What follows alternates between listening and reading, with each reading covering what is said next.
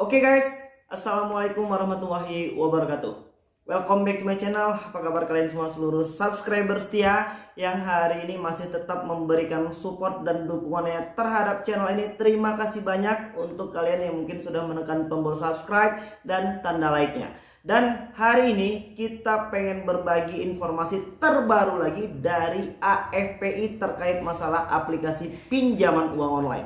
Apa itu AFPI? Asosiasi Pendanaan Bersama Indonesia hari ini sudah menentukan jumlah biaya bunga dan jumlah pembiayaan untuk di aplikasi pinjaman uang online. Mungkin teman-teman banyak yang belum tahu kabar terbaru dari AFPI ini. Berapa sih jumlah yang harus dibayarkan ketika kita meminjam di aplikasi pinjaman uang online? Dan hari ini untuk kalian yang mungkin masih panik, yang berlebihan dan akhirnya memilih jalan untuk menggali lubang tutup lubang, stop, jangan diteruskan. Masalah hutang ini akan segera bisa kita atasi ketika kita sudah punya waktu dan proses untuk bisa menyelesaikannya. Jadi dengan cara gali lubang tutup lubang itu bukan solusi yang baik dan sudah pasti rugi. Dan untuk kawan-kawan yang mungkin belum mendapatkan semua informasi-informasi terbaru dari aplikasi pinjaman uang online, kalian bisa menekan tombol subscribe di channel Duo Silver. Oke, untuk di channel Duo Silver itu kalian bisa mendapatkan semua informasi-informasi terbaru. Selamat datang juga untuk semua yang baru saja bergabung di channel ini. Ya, kami pengen mendoakan kalian agar tetap sehat selalu dan masih tetap semangat. Dan untuk kawan-kawan yang mungkin hari ini sedang dirumahkan dan belum lagi dipekerjakan, mudah-mudahan segera mendapatkan pekerjaan yang baru, yang lebih baik lagi dan penghasilan yang lebih banyak lagi. Amin ya robbal alamin. Oke, kembali kepada topik pembahasan. Hari ini mungkin banyak teman-teman yang mengeluhkan tentang pembiayaan bunga, atau mungkin tentang biaya administrasi, atau mungkin biaya layanan. Bahkan hari ini beberapa aplikasi pinjaman uang online itu menambahkan biaya penagihannya itu kepada debitur yang hari ini belum mampu melakukan pembayaran. Jelas dan sudah pasti bertambah banyak.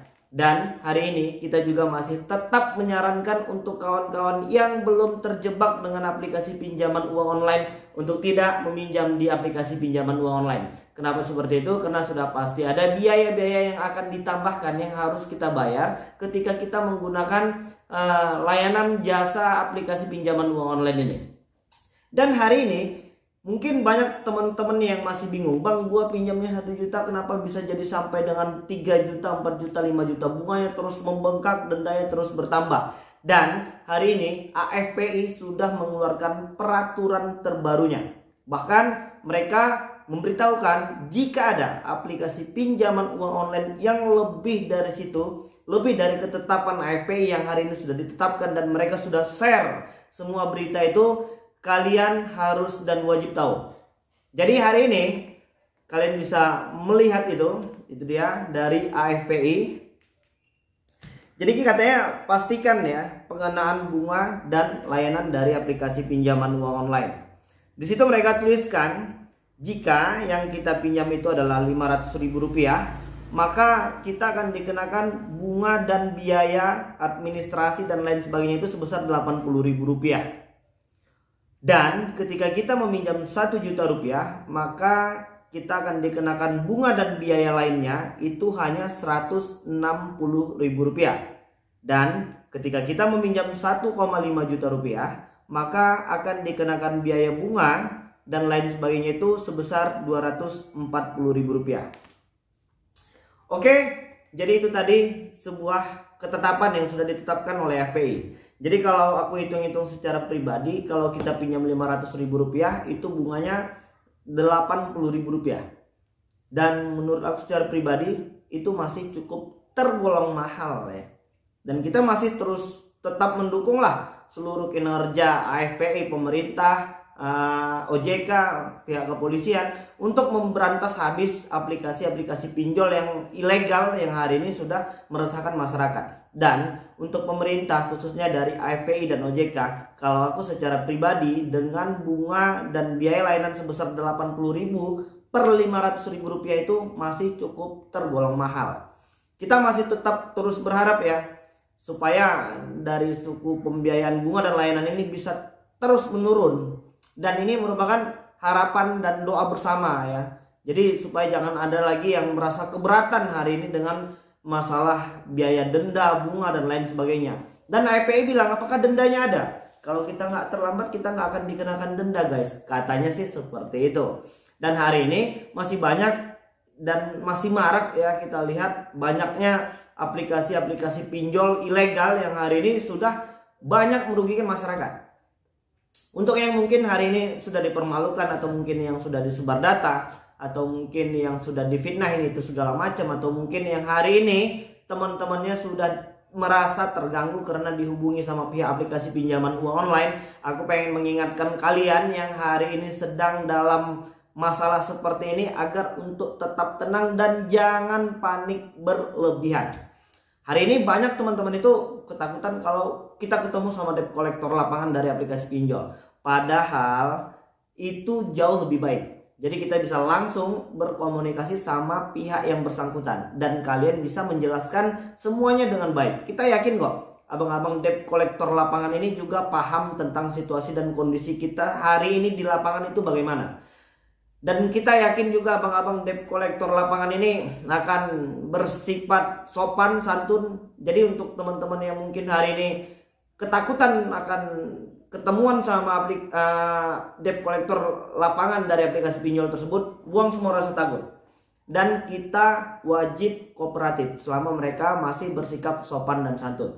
Dan hari ini pengalaman dari teman-teman yang sudah langsung ketemu sama pihak dari aplikasi pinjaman uang online itu, baik dari produk pembiayaan dan pinjaman uang online. Mungkin yang kalau dari produk pembiayaan itu ada yang dari Aku Laku, Kredivo, Home Credit dan lain sebagainya. Kalau untuk yang pinjol itu yang hari ini sudah ada debt collector lapangannya itu yang terdeteksi melalui kolom komentar subscriber kita itu seperti dari aplikasi Kredit Pintar, dari aplikasi Pinjamindo dan lain sebagainya. Mereka cukup sopan ya, dan mereka santun. Mereka menyampaikan beberapa pesan dan mengirimkan surat. Mungkin ada yang sudah pernah dikirimin surat ya. Aku pengen mengingatkan kalian agar untuk tetap tenang dan tidak panik.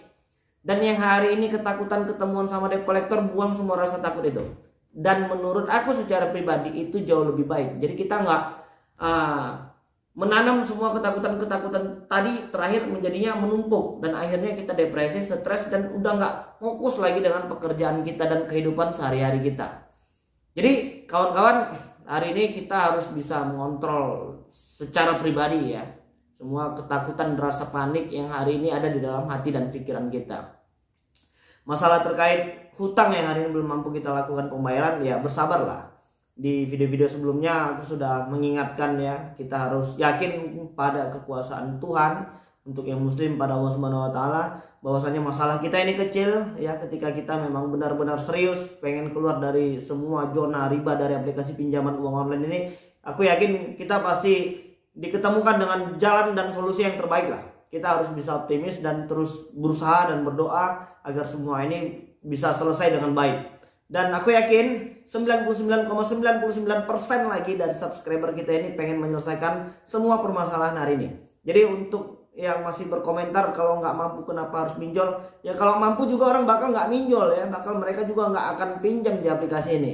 Dan menurut aku ketika kalian memang sudah bermasalah di aplikasi pinjol, jangan lagi menambah hutang offline, baik mungkin dengan teman, saudara dan lain sebagainya ya. Jadi hari ini kita harus memang benar-benar bisa fokus terlebih dahulu pada kehidupan pribadi kita. Jaga terus kesehatan dan jauhi kerumunan. Karena hari ini masih maraknya penularan virus pandemi COVID-19 ini merupakan sebuah ancaman untuk kita secara pribadi dan kehidupan sosial kita. Untuk kawan-kawan yang mungkin hari ini masih terkena imbas PPKM, aku pengen mengingatkan kalian agar untuk tetap tenang, sabar ya, dan jangan melakukan hal-hal yang mungkin bisa merugikan diri sendiri, orang lain, dan orang-orang yang kita sayangi. Mudah-mudahan semua permasalahan ini bisa kita atasi dengan baik ya. Untuk kalian yang baru saja bergabung dan mungkin hari ini mungkin masih merasakan yang namanya disebar data, atau mungkin sedang merasakan panik yang berlebihan, aku pengen mengingatkan kalian itu agar ya tetap tenang lah. Dan nggak perlu lagi merasa malu, apalagi merasa gengsi ketika orang lain tahu kita masih punya hutang. Karena memang hari ini kita tuh memang benar-benar dalam keadaan bermasalah ya. Jadi nggak ada lagi yang perlu dipikirkan, dan ingat tidak ada satu orang pun yang lepas dari komentar orang lain. Jadi hari ini kita nggak perlu lagi mikirin komentar orang lain tentang ini itu segala macam. Fokus saja pada kehidupan pribadi. Untuk yang sudah berkeluarga, fokuslah pada kehidupan keluarga. Perbanyaklah berkumpul bersama keluarga. Untuk yang belum jujur, kembalilah bersikap jujur dan terlebih terbuka ya kepada orang-orang yang ada di sekeliling kita. Dan yang hari ini masih tetap bekerja harus masih tetap semangat. Buat yang mungkin hari ini sudah ketakutan karena mungkin pihak debt collector atau mungkin pihak debt collectionnya menghubungi pihak kantor, ya jelaskanlah kepada pihak kantor bahwasannya memang kita hari ini sedang punya hutang dan kita akan melunasi semua itu ketika nanti kita memang sudah benar-benar mampu. Oke, jadi mungkin itu dulu yang bisa aku sampaikan dan mudah-mudahan video ini bermanfaat untuk kita semua. Assalamualaikum warahmatullahi wabarakatuh.